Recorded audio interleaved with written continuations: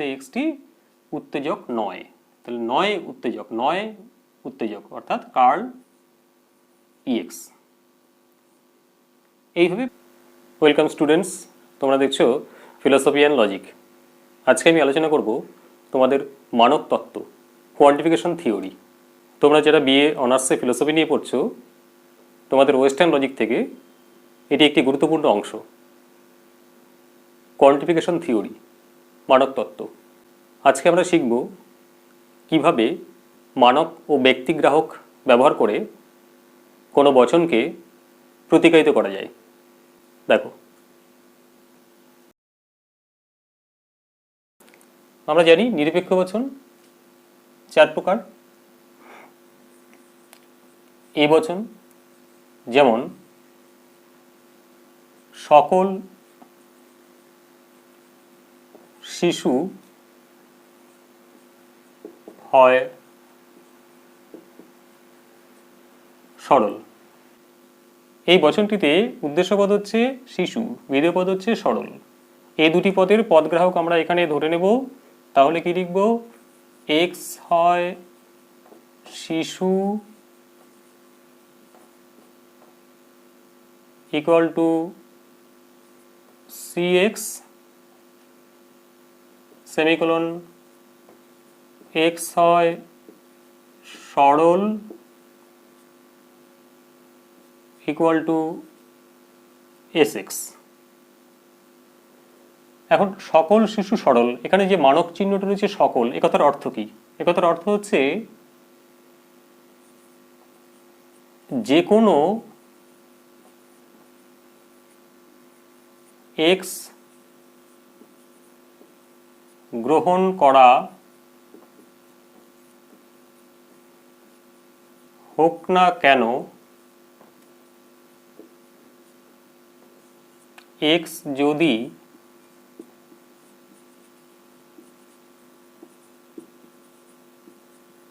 শিশু হয় তাহলে এক্স সরল। যে কোনো এক্স গ্রহণ করা হোক না কেন, এর পরিবর্তে আমরা যে মানকটি ব্যবহার করব সেটা হচ্ছে ফর অল এক্স, সার্বিক মানক। এটা সার্বিক বচন, তাহলে এক্ষেত্রে সার্বিক মানকটি কি হবে? এক্ষেত্রে সার্বিক মানকটি হবে ফর অল এক্স। এইভাবে ফার্স্ট ব্র্যাকেটে এক্স লিখব, এটাকে বলা হয় ফর অল এক্স, সার্বিক মানক। ফার্স্ট ব্র্যাকেট এক্স যদি শিশু হয়, তাহলে এক্স যদি শিশু হয় তাহলে তার পরিবর্তে পদগ্রাহক কি ছিল? শিশু, সিএক্স। সিএক্স তাহলে হর্ষু এক্স সরল, এক্স হয় সরল ইকুয়াল টু কি ছিল? কি ধরেছিলাম? S x, S x. এই হলো সকল শিশু সরল, অর্থাৎ এই বচনের মানক ও পদগ্রাহক ব্যবহার করে তার প্রতিকায়িত রূপ। ই বচন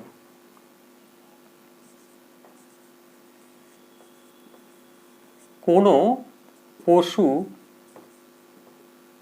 নয় পাখি, এটি একটি ই বচনের উদাহরণ। এখন এক্ষেত্রে আমরা দুটি পদ রয়েছে, পশু, পাখি।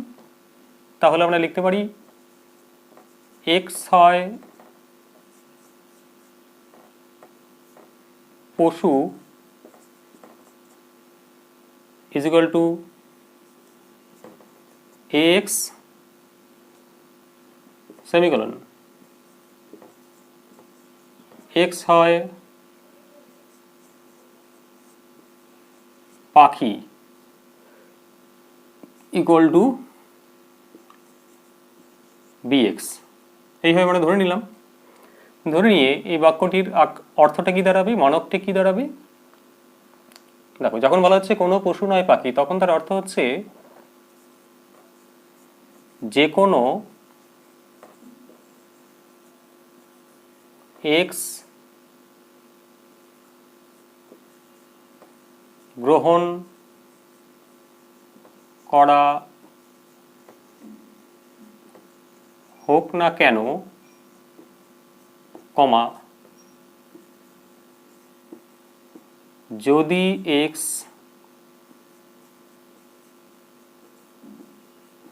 পশু হয় তাহলে x পাখি নয়। যে কোনো x গ্রহণ করা হোক না কেন, এর পরিবর্তে আমরা সার্বিক মানক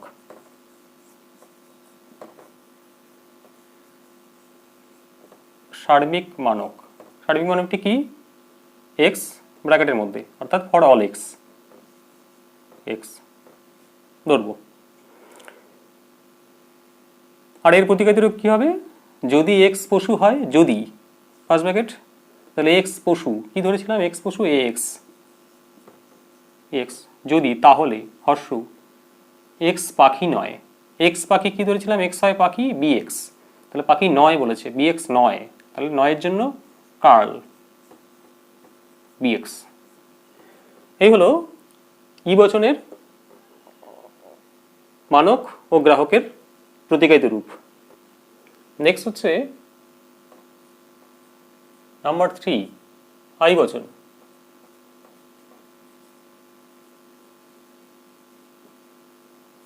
কোনো কোনো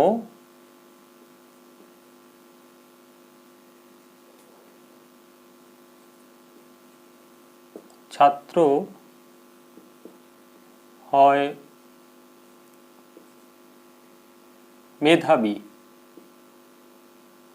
এই বচনটিকে আমরা মানক ও পদগ্রাহক বসিয়ে তাকে প্রতিকায়িত করব। তাহলে কি হবে? এখানে উদ্দেশ্যপদ হচ্ছে ছাত্র, বিধেয় পদ মেধাবী। তাহলে এখানে আমরা ধরি x হয় ছাত্র equal to sx semicolon x হয়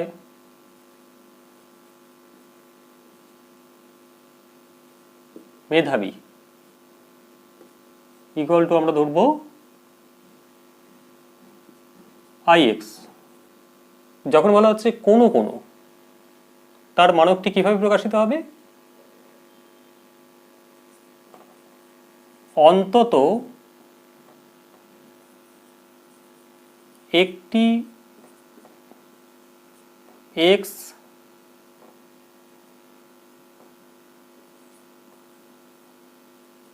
আছে, কমা যে x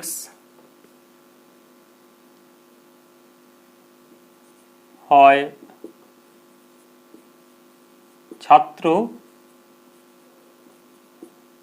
এবং মেধাবী।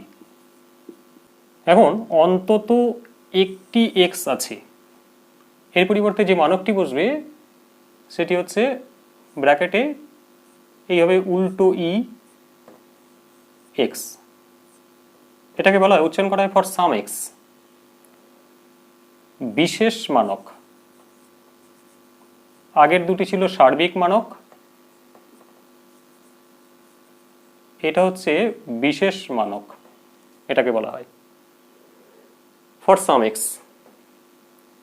ফার্স্ট ব্র্যাকেট x হয় ছাত্র, কি ধরেছিলাম? sx এবং এর জন্য ডট মেধাবী, মানে x হয় মেধাবী, তাহলে x হয় মেধাবী কি ধরেছিলাম? ix dot ix for some x sx dot ix। ও বচন কোনো কোনো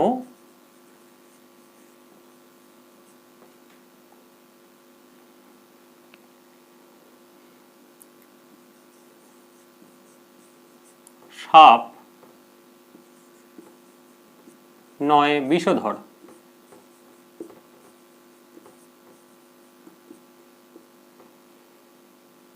ওকে, এটি একটি অবচন। ধরবো x হয় উদ্দেশ্যপদ সাপ, বিধেয়পদ বিষধর, x হয় সাপ equal to sx semicolon x হয় বিষধর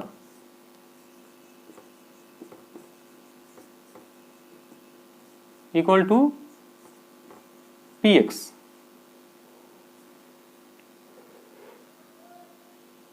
তাহলে বাক্যের যে মানক আছে কোনো কোনো, তার অর্থটা কি আসবে?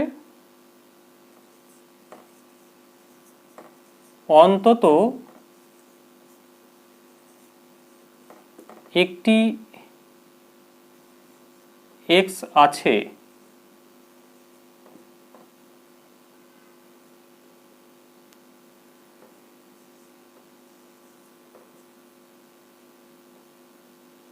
কমা যে x হয়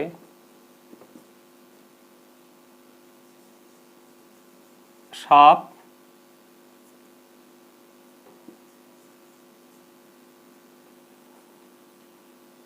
কিন্তু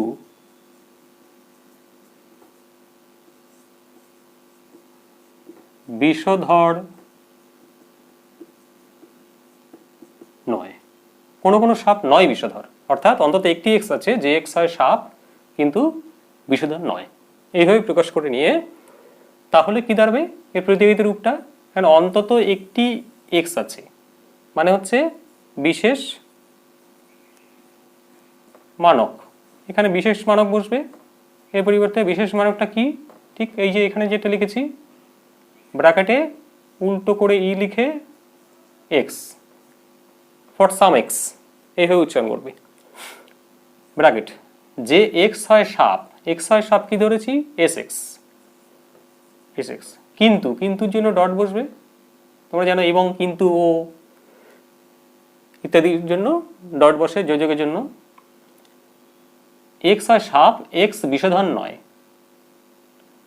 এক্স বিষধর, এক্স হয় বিষধর, পি এক্স ধরেছিলাম, বিষধর নয়, তাহলে নয় পি এক্স, অর্থাৎ কার্ল, নয়ের জন্য কার্ল পি এক্স,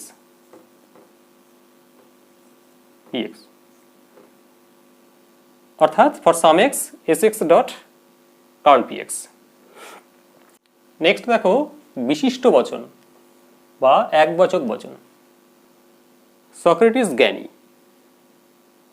ওকে, এটি হচ্ছে একবচক বচন বা বিশিষ্ট বচন, কারণ এই বচনের উদ্দেশ্যপদ হচ্ছে কোনো ব্যক্তির নাম বোঝাচ্ছে, প্রপার নাউন অর্থে।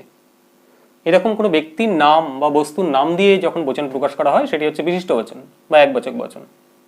তো এই ধরনের নাম দিয়ে প্রকাশিত বচনকে আমরা কিভাবে প্রতিকায়িত করব? মানক ব্যবহার করে। এক্ষেত্রে যে বিশিষ্ট পদটা রয়েছে বা নামবাচক পদটা রয়েছে তার প্রথম অক্ষর ছোট হাতের আমরা ধরব, আর তার যে গুণটা প্রকাশ পাচ্ছে বিধেয় পদে, বিশেষণটা প্রকাশ পাচ্ছে বিধেয় পদে, যে জ্ঞানী, এটাকে আমরা ক্যাপিটাল লেটার দিয়ে প্রকাশ করব। তাহলে প্রথমে ধরি সক্রেটিস ইকুয়াল টু, আমরা ধরলাম ছোট হাতের এস, সেমিকোলন, জ্ঞানী, এইভাবে ধরবো আমরা। এক্স হয় জ্ঞানী ইকুয়াল টু জ্ঞানী অর্থাৎ ওয়াইজ, তাহলে W, capital W X, W X, X হয় জ্ঞানী ইকুয়াল টু ডাব্লু এক্স, আর সক্রেটিস ইকুয়াল টু এস। এর প্রতিকারী রূপটা কি দাঁড়াবে? W S. নেক্সট 2 নম্বর, সক্রেটিস জ্ঞানী নয়, তাহলে একইভাবে আমরা কি ধরব? সক্রেটিস ইকুয়াল টু ছোট হাতের এস, সেমিকোলন, এক্স হয় জ্ঞানী ইকুয়াল টু ডাব্লিউ এক্স, অর্থাৎ তাহলে প্রতিকায়িত রূপটা কি দাঁড়াবে? প্রতিকায়িত রূপটা দাঁড়াবে জ্ঞানী নয়, অর্থাৎ কার্ল ডাব্লু এস। নেক্সট দেখো এখানে আরো একটি বাক্য আমি লিখেছি, এটি কোনো বিশিষ্ট বচন নয় বা একবচক বচন নয়। এই বাক্যটিকে আমরা মানক ও ব্যক্তিগ্রাহক ব্যবহার করে তার প্রতিকায়িত রূপে প্রকাশ করব। কীভাবে দেখো, বলা হচ্ছে কোনো কিছুই নিরাপদ এবং উত্তেজক উভয়ই নয়। কোনো কিছুই নয়, আমরা এই বচন। ওকে, তো এই বচনের উদ্দেশ্য পদ নিরাপদ, বিধেয় পদ উত্তেজক। তাহলে এখানে দুটো পদ রয়েছে, দুটো পদকে আমরা ধরে নিচ্ছি। তাহলে কি ধরবো?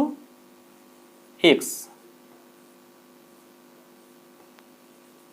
এক্স হয় নিরাপদ, equal to S x semicolon x হয় উত্তেজক, ইকুয়াল টু ইএক্স। তাহলে কি হবে? প্রতিকায়িত রূপে আমরা কি পাবো? For all x first bracket, অর্থাৎ যে কোনো এক্স গ্রহণ করা হোক না কেন, যদি সেই এক্সটি নিরাপদ হয় এস এক্স, তাহলে সেই এক্সটি উত্তেজক নয়। তাহলে নয় উত্তেজক, নয় উত্তেজক, অর্থাৎ কার্ল ইএক্স। তাহলে কোনো কিছুই নিরাপদ এবং উত্তেজক নয়, উভয় নয়। এই বচনটির মানক ও গ্রাহক ব্যবহার করে তার প্রতিকায়িত রূপে আমরা কি পেলাম? For all x first bracket S x অর্থ কার্ল ইএক্স। নেক্সট হচ্ছে আরেকটি বাক্য এখানে লিখেছি 2 নম্বর, আপেল ও পেয়ারা সুস্বাদু ও পুষ্টিকর। এখানে 4টি পদ রয়েছে, একটা হচ্ছে আপেল, একটা হচ্ছে পেয়ারা, একটা সুস্বাদু, একটা পুষ্টিকর। তাহলে সবগুলো ধরে নিতে হবে। এক্স হয় apple, equal to A x semicolon. X হয় পেয়ারা, equal to G x. X হয় সুস্বাদু, ইকুয়াল টু টি এক্স। আবার এক্স হয় পুষ্টিকর,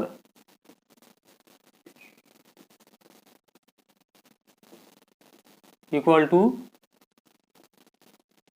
এনএক্স। এটিও একটি সার্বিক মানকে প্রকাশিত হবে। ওকে, অর্থাৎ সমস্ত আপেল পেয়ারার কথাই বলা হচ্ছে, কাজেই সার্বিক মানক এখানে বসবে। সার্বিক মানক ব্র্যাকেটে ফর অল এক্স। নেক্সট দেখো, এখানে 4টি পদ রয়েছে, অতএব এখানে আমাদের সেকেন্ড ব্র্যাকেট দিয়ে শুরু করতে হবে।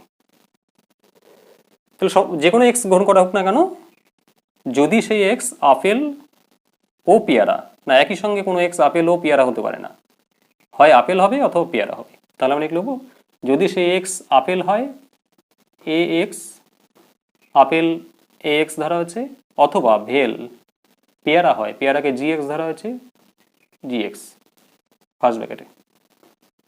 তাহলে যে কোনো এক্স গ্রহণ করা হোক না কেন, যদি সেই এক্স আপেল হয় অথবা পেয়ারা হয়, তাহলে এক্স ভেল জি এক্স পেলাম। তাহলে কি হবে? অশ্রু, তাহলে সেটি কি হবে? সেটি সুস্বাদু হবে, পুষ্টিকর হবে, দুটোই হবে। টি এক্স এবং ডট পুষ্টিকর NX, T X dot NX second bracket close.